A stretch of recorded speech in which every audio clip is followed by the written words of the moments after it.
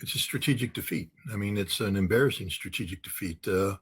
We have not achieved our stated objective of regime change, nor will we achieve that stated objective. If anything, we've made the regime even more resilient. The president clearly hasn't picked up on that. His comments about wanting to assassinate the new supreme leader only reflect the stupidity and arrogance and hubris of this man. But the Islamic Republic is about a constitutional republic. Means they have systems in place. They have checks and balances, resilience, and killing one person doesn't solve anything. And because we can't change this regime, we've lost the war. This war was about regime change, and now we're going to lose everything. The bottom line is the Iranians have not run out of missiles. They're getting ready to move to the next phase of operations, pre-planned on their part. Pete Hegseth, the horrific Secretary of War who brought this war to the American people and to this president, has changed his war plan at least 5 times in the last 10 days. It's going to change again. This is a strategic defeat. We've failed our strategic partners in the Gulf Arab states. We failed our strategic partner, Israel.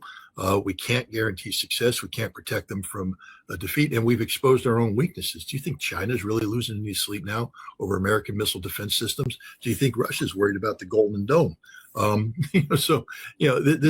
This is an embarrassment. But perhaps the most humiliating aspect of this is the fact that the American people haven't woken up to the fact that we have now entered the same pages of history with some of the worst regimes in history. We are a war criminal state. We have carried out an illegal war of aggression. We have carried out perfidy. We have assassinated leaders, and we have murdered school children. And this was all based upon the horrific advice provided to this president by Pete Hegseth, a man who removed the rules that prevented America from slipping down the path of unconstrained war crimes and created a situation where we slaughtered 170 school children because we forgot that there's this thing called the law of war. Here's what President Trump, if you haven't seen this yet, it's going to blow your mind. Here's what President Trump said about the slaughter of those 170 little girls. Chris, cut number 10. Mr. President, did the United States bomb a girls' elementary school in southern Iran on the first day of the war and kill 175 people? In my opinion, based on what I've seen, that was done by Iran.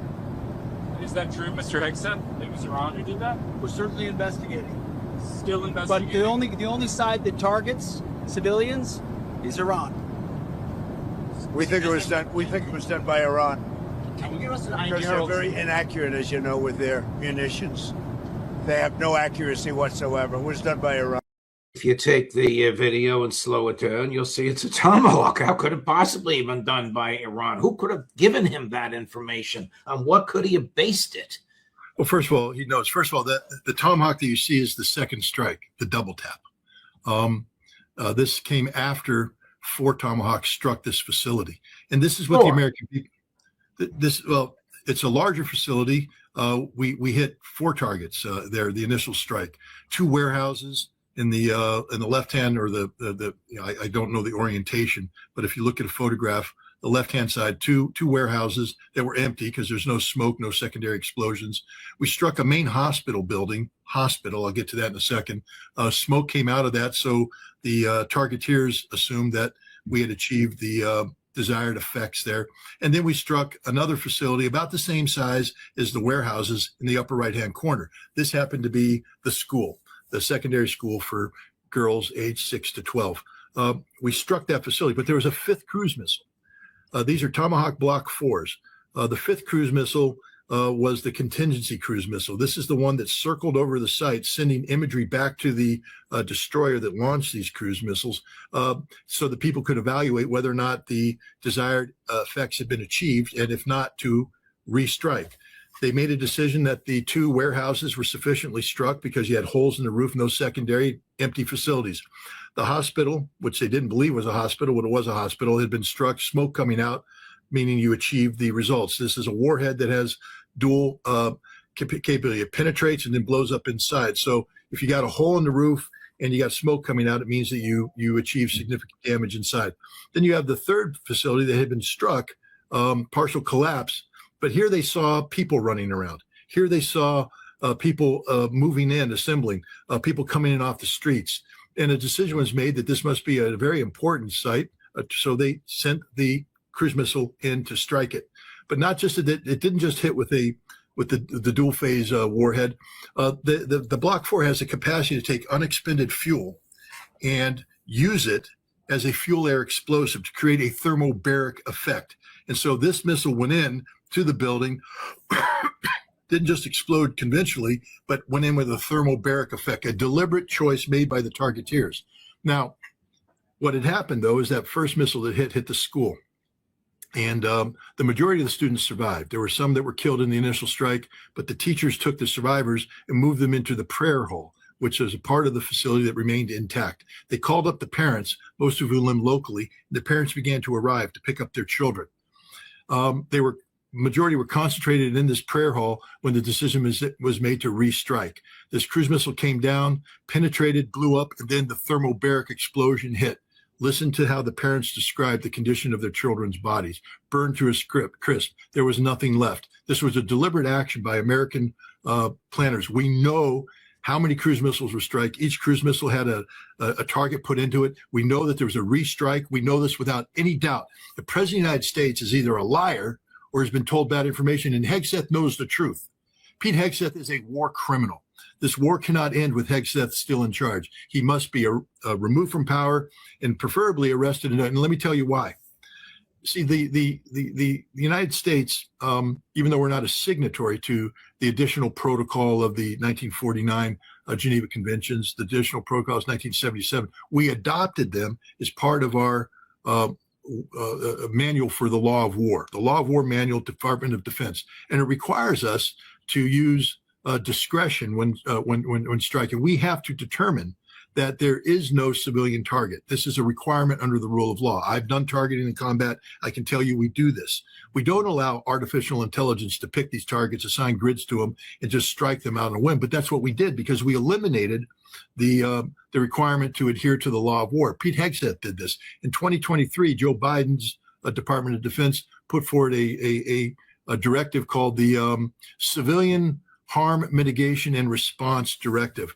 This required the Department of Defense at every level to have a team who looked over every target to determine whether or not this target was a military target or civilian target. We knew that this facility in 2016 cut off that site. We knew in 2016 that became a elementary school. We knew this because it was public information, but artificial intelligence doesn't pick up on that. Artificial intelligence was simply told within this compound to find buildings of a sufficient size that could be used to hide cruise missiles or drones or anything like that. So we're doing a preemptive strike to take out facilities believed to be capable of. So we hit 2 empty warehouses, we hit a hospital, and we hit a school. Welcome to the targeting. This would have not happened had Pete Hegseth not canceled this directive. Had this directive been in place, we would have a team of targeteers, specially trained to go through the intelligence and ensure that we don't strike anything that remotely resembles a civilian target. And this was a knowable. We had the information that it was a school. It's just that artificial intelligence bypassed that. But we took out the human element, we struck it, we murdered these kids. Pete Hegseth murdered these kids. Pete Hegseth is a war criminal. This war cannot end with Pete Hegseth still in charge. He must be removed and held accountable. If this president wants, he can blame it all on Pete. Said he was lied to by Pete, whatever, but somebody's head has to roll. We murdered 170 children. It wasn't an accident. It was a deliberate act of war carried out by the United States in violation of our own laws, in violation of international law. Why did Hegseth permit this to happen? Because he wants to be lethal. Pete Hegseth is the idiot who lectured 800 generals and admirals last October in Quantico about the need to forego wokeism, to forego the rules. We cannot be constrained by these rules of engagement. We have to be lethal. We have to kill, kill, kill. That's what this testosterone-infused madman wanted. So he got rid of the rules so that we could go out there and kill, kill, kill. Well, we did. We murdered 170 plus school children. There has to be a price paid by this. The United States cannot be allowed to perpetrate this crime and walk away free. The whole war, in my view, and I think you agree, is a war crime because it's a war of aggression. This is the war crime that is the progenitor of all other war crimes. Yep. This is what leads to what Hegseth did. This is what leads to the killing of civilians. This is what leads to torture. I'm sort of paraphrasing Justice Jackson's closing argument in the Nuremberg trial. There's no question but that these are war crimes. Donald Trump, under this analysis, is a war criminal as well, because there's no lawful or moral basis for the war. According to the Iranian foreign minister, and this was yesterday, Scott, the U.S. has, for the second time, asked for a ceasefire. And we know they asked not even late last week, the middle of last week, they asked the Italian foreign ministry to ask. The Italians came back with, as you characterized it, two responses, no and hell no. I don't know who they asked this time, but let me play for you what the foreign minister, whom you and I have met, said. Chris, cut number 13. Obviously, this time is different from the previous time. Last time we accepted the ceasefire,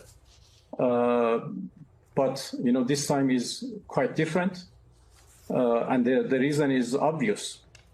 Last time they attacked us, they made aggression against us, they killed our people, they destroyed our places, and then asked for a ceasefire, and we accepted out of good faith because we were only exercising the act of self-defense. And when the aggression was stopped, we stopped too.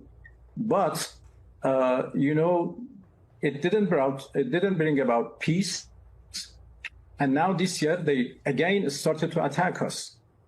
And again they have, they are killing our people. They are killing, girl students. They are attacking hospitals. Freshwater desalinations. Refineries. Everywhere, people have been killed, places have been destroyed, and now they want to ask for a ceasefire again. Well, this doesn't work like this.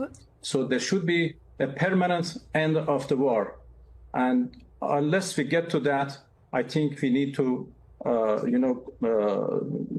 continue fighting for the sake of our people and our. Now they want to ask for a ceasefire again. Why would Trump's people indirectly have sought two ceasefires in these 10 days? Because we lost the war, and they know it. This war can't be won. They sought the ceasefire early on to prevent what's happening now, which is, a global energy security crisis and, the destabilization of the global economy because of high energy prices. Now that this happened, they need to reverse this. They need to end this. So they're asking for a ceasefire. The Iranians are 100% correct, because a ceasefire today simply resets the map. Iran has suffered so much, sacrificed so much to achieve the position they're at today, where they have strategic superiority over both the United States and Israel in this conflict. Israel is defenseless. Iran's getting ready to turn up the heat. The Gulf Arab states are defenseless. In the United States, there's nothing the United States can do to stop Iran. And what could happen next is, if we continue to strike, for instance, if Israel continues to strike strategic energy-related targets inside Iran, Iran will destroy the totality of the energy production capacity of the Middle East. And that's game, set, match. It can't be replaced. The people that will win in the long run will be Russia, which is sitting in the catbird seat right now. China, because China will have a strategic relationship with Russia, and Russia will provide them with the energy.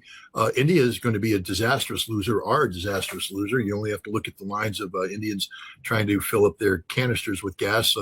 India picked the wrong side. They chose Israel over Iran, a fellow BRICS member. So India is going to pay a horrible price. Europe is going to collapse. And the United States is going to suffer the consequences as well, because even though we're energy independent in theory, we're not. The oil market is part of a global market. The petrodollar is part of a global market. We can't isolate ourselves from the world. We are linked to the world. So when prices spike globally, they spike at home, unless the president can do something to offset it. But in order to do that, you need a strategic petroleum reserve that's been fully stocked. Ours hasn't, because the president hasn't done his job. So you're going to see increasing moves by the president to bring an end to this conflict. He may try to declare victory down the road. What I guess what he's going to try to do, if I'm a guessing man, is he's going to try and kill the new supreme leader. And once he murders that supreme leader, he will declare victory and walk away, not understanding that the Iranians will never let him walk away. Does the Fifth Fleet have a port in Bahrain to which to return? No, they don't have anything we don't have anything. I mean, we have bases where we could theoretically put troops in. There's, we might have some barracks that are intact, but the functionality of these bases is no longer relevant. Al Udeid can no longer be seen as a hub of American air power in the region because it will be forever vulnerable to an Iranian attack. The Iranians will not allow the accumulation of American air power in any of these facilities. So Al Udeid is permanently vacated. It's lost its radars, it's lost its communications, and the United States will not be allowed to return. The same thing holds true for all the other bases in the region. And this is what Donald Trump will have to accept. If he wants a ceasefire, if he wants an end to this conflict, he has to permanently remove American power from the region, and he has to lift economic sanctions. Iran won't allow the opening of the Strait of Hormuz unless the United States lifts sanctions against Iran. There may be some negotiating room for Iran's nuclear program. I hope there is, because otherwise we could be seeing a dangerous move towards Iran trying to acquire a nuclear weapons capability in the face of, threats from Israel and the United States. We do need to negotiate into this war, but Iran is not going to be the one making concessions. They didn't start this war. The United States and Israel started this war, and it's going to be up to the United States and Israel to pay a price. I mean, Israel, I believe if Iran is going to put its nuclear program on the table, it has earned the right to demand that Israel puts its nuclear program on the table as well. And Israel may not be in a position to oppose this because Israel's about to be turned upside down. Iran has changed its targeting parameters now that they have eliminated Israel's ability to defend itself, and Israel has no ability to defend itself. That was proven last night when Iran struck the home of Benjamin Netanyahu, home of Ben Gvir, and struck other critical facilities, including the power station that brings power to Tel Aviv, which was taken offline. Iran sent a signal last night that it can hit Israel anywhere it wants to, and there's nothing Israel can do. And now Iran's about to escalate by saying all missiles that hit Israel in the future are heavy missiles only with a minimum 1-ton warhead. Tel Aviv's about to be turned upside down. Now, if Israel wants to prevent this from happening, then Israel has to agree to conflict resolution terms that ensure that Israel never again threatens Iran. And one of the ways that can be done is get rid of their nuclear program. Is Iran in danger of the Israelis detonating nuclear weapons over Tehran? I don't think Israel will detonate a weapon over Tehran. That would be a precipitous move that would guarantee the physical destruction of Israel from a number of fronts.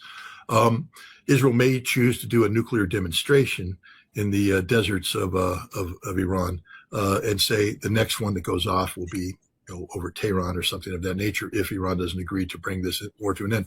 But Iran reminded Witkoff and Kushner, the terrible duo, that they have 450 kilograms of 60% enriched uranium hexafluoride.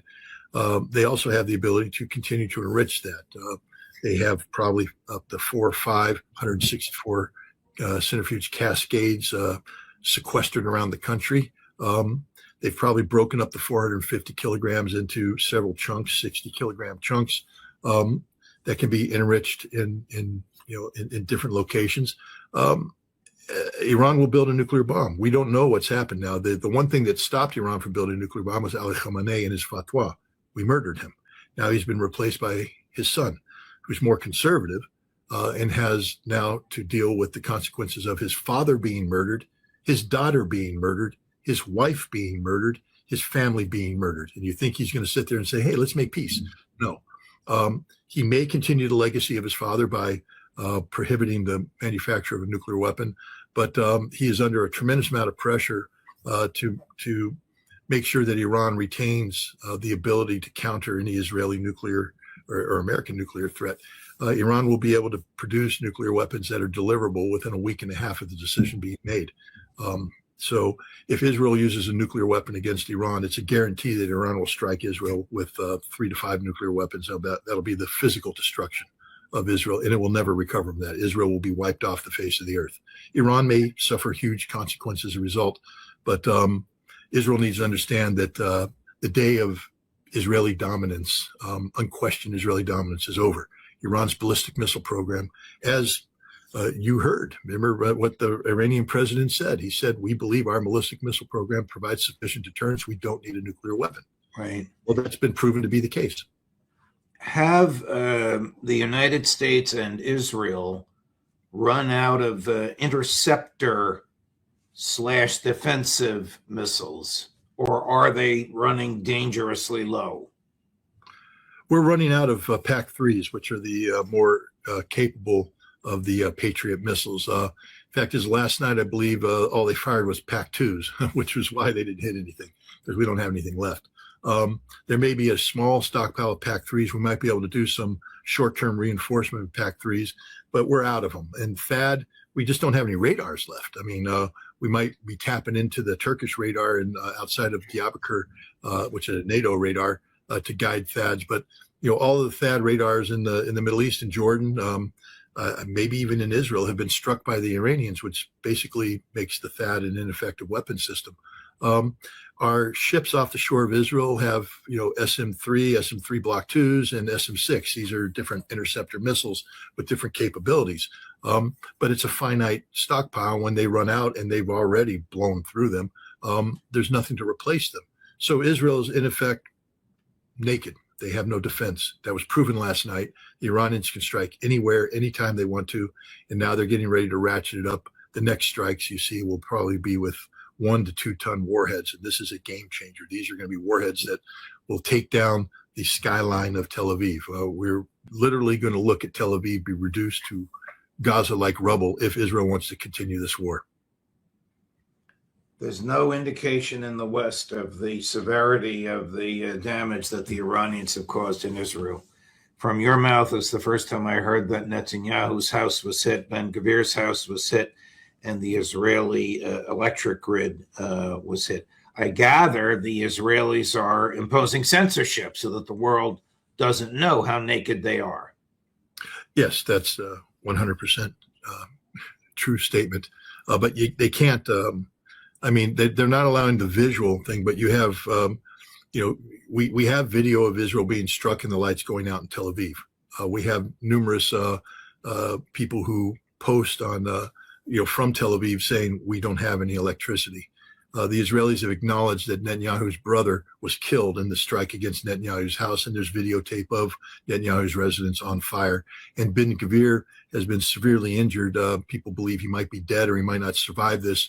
Israel has tried to cover this up by saying he was in a car accident, but his house is on fire. So, this isn't speculation. This is known fact. And the Israelis, you can't cover it up. I mean, it's a small place. When the prime minister's home gets hit and is on fire, that ends up on the internet, and it ended up on the evening news in Tel Aviv, and it ended up on the internet here. How does all this look from Moscow? Again, as you know, the Russians want stability. The Russians don't thrive in instability. I've heard from ambassador after ambassador after ambassador that Russia wants more than anything is predictability. That the only way you can make a viable foreign policy is to have predictability, to be able to say this is what the future looks like, this is how we plan accordingly. That doesn't mean that you get what you want. To know that you're not going to get what you want allows you to prepare for that. This situation right now, Vladimir Putin has come out and issued a statement that basically said we're in a unique situation right now that we need to take full advantage of, meaning it's time now for the Russian oil companies to demonstrate to the world that they are the epitome of stability, that they're not like all these other oil companies out there that can be blocked and sanctioned and not sanctioned, but blocked and interfered with, that Russia is the one stable source of energy in the world.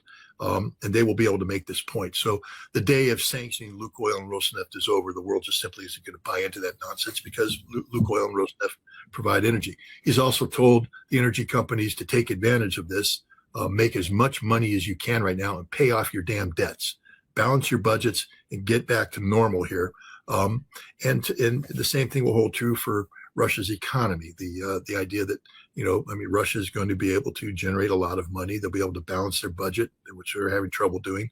But this is short term. Long-term, Russia needs stability. Russia's long-term interest with Iran isn't to have short-term price hikes that give Russia, an economic windfall, but to create the stability for long-term, economic stability through the north-south economic corridor linking St. Petersburg with Chabahar and Bandar Abbas. This is what the Russians want. The Russians want China to have the new Silk Road connectivity from Western China to Tehran via rail. This is what Russia's looking for. Russia's looking for Iran to be a member of the Eurasian Economic Union. They're looking for long-term stability, investment opportunities. And how is this being viewed from Beijing? Remember, the Russians are the one that set the standard here. How do they end the war with Ukraine? They want an end, but only if you address the root causes of the conflict. Russia will not allow conflict termination that only allows Ukraine and NATO to reset and do this again in 5 years.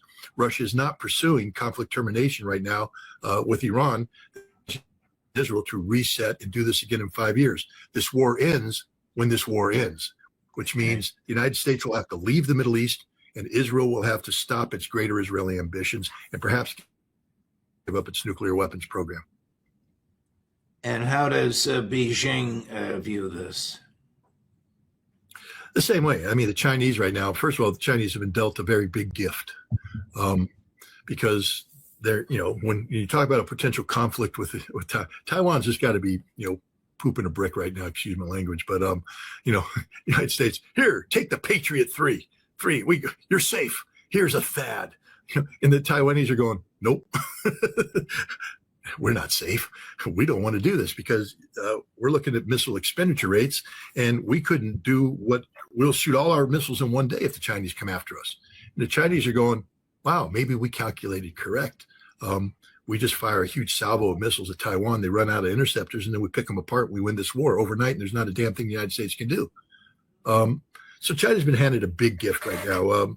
The National Security Strategy of the United States, published last November, talked about it was a precondition of our approach to China to have conventional military overmatch, meaning that we went in there and we flex our muscle, and the Chinese go, oh, we don't want to have anything to do with you. That's over.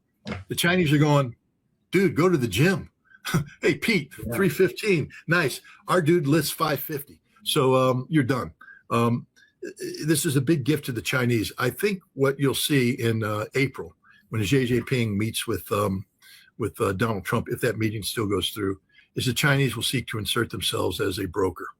They will confront Donald Trump with the reality of what he's done and the consequences of what he's done, and they will offer him an off-ramp. But Trump is going to have to agree to certain things, such as the lifting of sanctions against Iran and pressure on Israel to stop behaving in a manner incompatible with peace and security, to include Israel may have to put its nuclear program on the table. Now, Iran will put its nuclear program on the table as well. The Chinese will, broker this. But I think China's role right now is to position itself to be the person that brings peace to the Middle East. They did it once before. They brokered a rapprochement between Saudi Arabia and Iran, and I believe China can do it again. They are the big dog when it comes to the economy, and they have skin in this game. The Chinese economy is dependent upon continued flow of energy out of the Middle East, so they want to bring it into this conflict as well.